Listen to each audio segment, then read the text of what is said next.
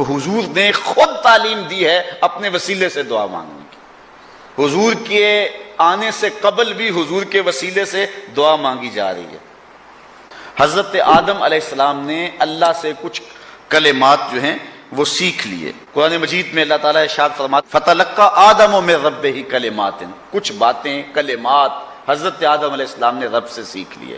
وہ کلمات کیا تھے جو اللہ نے حضرت آدم علیہ السلام کو سکھائے؟ فتاب علیہ، تو ان کی توبہ قبول ہو گئی. تو امام حاکم نے اس حدیث کو روایت کیا ہے.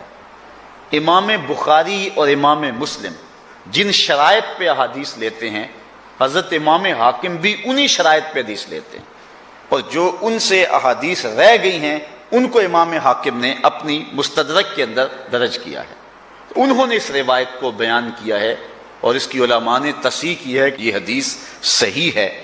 تو کہتے ہیں وہ کیا کلمات تھے جو حضرت آدم علیہ السلام نے اللہ سے سیکھی اور اللہ نے آدم علیہ السلام کو سکھائے؟ تو وہ یہ تھا کہ حضرت آدم علیہ السلام روتے رہے، پھر ایک دن ہاتھ اٹھا کے دعا مانگی، یا رب اسألک بحق محمد ان غفرت لی، اے اللہ محمد عربی کا صدقہ میری خطا سے درگزر فرما دے. اللہ تعالیٰ فرمایا اے آدم میں نے تجھے بخش تو دیا، لیکن تو یہ بتا تو میرے نبی کو جانتا کیسے ہے؟ تو عرض کی مالک جب تو نے مجھے پیدا کیا اور میرے میں روح پھونکی اور میری نظر اٹھی تو فراز عرش پہ پڑی، تو میں نے تیرے نام کے ساتھ اس پیارے کا نام لکھا ہوا دیکھا تھا، اور میں جان گیا جس کا نام اللہ نے اپنے نام کے ساتھ لکھا ہے کہ وہ معمولی ذات نہیں ہے. اللہ تعالیٰ نے ارشاد فرمایا جا آدم تیری خطا سے میں نے درگزر فرما لیا. اگر نام محمد را نہ یاورد شفیع آدم، نہ آدم یافتے توبہ نہ نو از غر کے نجینا. اس دنیا کے اوپر سب سے پہلا جو رجوع اور پہلی توبہ قبول ہوئی ہے وہ حضور کے وسیلے سے ہوئی ہے.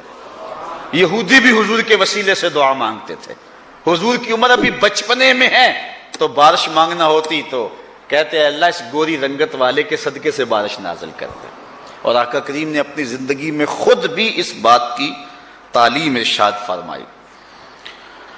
آقا کریم علیہ السلام کے وسیلے سے تو دعا مانگی ہی جاتی ہے اور قبول ہی ہوتی ہے، تو پھر بھی حضور کے وسیلے سے دعا مانگی گئی. اور آقا کریم علیہ السلام نے اس کی خود بھی تعلیم دی. حضرت عثمان بن حنیف رضی اللہ تعالی عنہ سے روایت ہے، ترمذی شریف کے اندر، سنن نسائی کے اندر، ابن ماجہ شریف کے اندر، طبرانی نے اپنی موجم کے اندر، حاکم نے مستدرک کے اندر، امام احمد نے اپنی مسند کے اندر، اور بھی درجنوں محدثین نے اس حدیث کو روایت کیا ہے اور اس حدیث کو صحیح کہا ہے.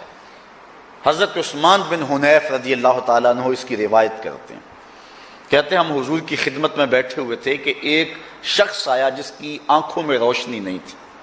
ایک نابینا آ گیا اور عرض کرتا ہے کہ حضور میں نابینا ہوں، میرے لیے کچھ کرو. حضور نے فرمایا اگر تو صبر کرے تو تیرے لیے بہتر ہے، اور اگر تو صبر نہیں کرتا تو پھر میں تجھے دعا بتاتا ہوں. اس نے کہا جی مجھ سے تو صبر نہیں ہو سکتا. وہ کیا کہتا اندھے کو کیا چاہیے دو آنکھیں. اس نے کہا کہ میرے سے تو صبر نہیں ہوتا. اچھا حضور نے کہا کہ تو صبر کر لے تیرے لیے اچھا ہے، تو وہ کر لیتا نا. اس پہ تھوڑا سا غور میں آپ کا چاہ رہا ہوں.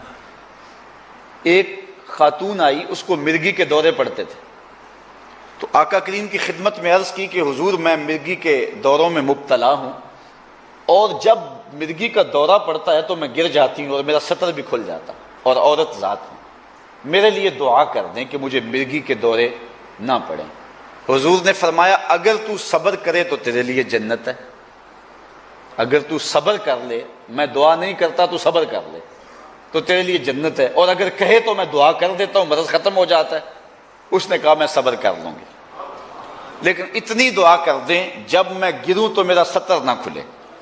اب حضور نے دعا کی، مرگی کے دورے اس کو پڑھتے تھے، لیکن جب گرتی تھی سطر نہیں کھلتا تھا. اب اس عورت کو کہا کہ اگر تو صبر کرے تو جنت کا وعدہ ہے، تیرے لیے بہتر ہے. اس عورت نے صبر کر لیا، لیکن اس صحابی کو کہا کہ اگر تو صبر کرے تیرے لیے بہتر ہے. اس نے کہا میں نہیں کر سکتا صبر. ایک عورت نے صبر کر لیا حضور کے وعدے پہ، جنت کے وعدے پہ، مرد نہ کر سکا. مرد میں حوصلہ زیادہ ہے، کیوں نہ کیا. اصل بات یہ ہے ادھر صرف دورے تھے، ادھر آنکھیں نہیں تھی. کہتے تھے آنکھیں ملے میں تو آپ کی زیارت کروں گا. میں تو اس لیے آنکھیں لینے آیا ہوں کہ آپ کی زیارت ہو جائے. اس میں مجھ سے صبر نہیں ہوتا، میں تو ترس گیا ہوں آپ کی دید کے لیے. ایک صحابی حضور کے نام حضرت زید بن عبداللہ. امام زرقانی نے اس واقعہ کو لکھا ہے، جب حضور کا انتقال ہوا تو بیٹے نے آ کے خبر دی، ابا جی خبر سنی ہے؟ کہا سناؤ کیا ہوا؟ کہا حضور وصال کر گئے. تو انہوں نے ہاتھ اٹھا دیا اور لفظ کیا کہ اللہم اذہب بصری حتی لا ارا بعد حبیبی محمد احدا. اللہ مجھے اندھا کر دے. یہ آنکھیں اس لیے تھی کہ تیرے محبوب کو دیکھتا تھا. اب محبوب نہیں اس دنیا کے اوپر رہے اور تہے مزار چلے گئے ہیں، میں نے آنکھوں کی بینائی کو کیا کرنا ہے؟ اللہ نے دعا قبول کر لی، آنکھوں کی بینائی جاتی رہے. کسی نے افسوس کے طور پہ کہا بڑا افسوس ہے کہ تمہاری آنکھوں کی بینائی چلی گئی ہے. تو اس نے کہا افسوس تمہیں ہوگا، مجھے تو کوئی نہیں. میں نے تو اللہ سے مانگ کے لیا ہے، میں حضور کے علاوہ کسی کو دیکھنا ہی نہیں چاہتا. یہاں اعلی حضرت کی بھی سنیے. بریلی کی گلیوں سے آج بھی آواز آ رہی ہے، کون نظروں پہ چڑھے دیکھ کے تلوا تیرا. کون نظروں پہ چڑھے دیکھ کے تلوا تیرا. حضور نے فرمایا، حضرت عثمان بن حنیف کہتے ہیں حضور نے اس نابینے کو کہا اگر تو صبر کرے تو تیرے لیے بہتر ہے. اس نے کہا جی میں صبر نہیں کر سکتا، مجھے تو 2 آنکھیں چاہیے. اس نے دیکھنا تھا حضور کے جمال کو. آقا کریم نے فرمایا اچھا جا پھر وضو کر، 2 نفل پڑھ. اس کے بعد حضور نے دعا تعلیم دی جو ترمذی میں ہے، ابن ماجہ میں ہے، سنن نسائی میں ہے، صحیح ابن خزیمہ میں ہے. میں نے کئی احادیث کا حوالہ آپ کے سامنے رکھا. حضور نے کہا 2 نفل پڑھ وضو کے بعد، پھر اس کے بعد یہ دعا پڑھ. اب دعا سنیے. اللہم انی اسألک و اتوجہ الیک بمحمد نبی الرحمہ. اے اللہ میں تیری بارگاہ میں سوال کرتا ہوں اور تیری طرف توجہ کرتا ہوں رحمت والے نبی محمد کے وسیلے سے. آگے لفظ سنیے، یا محمد صلی اللہ علیہ وسلم انی قد توجہت بک الی ربی فی حاجتی ہذہ لتقضی.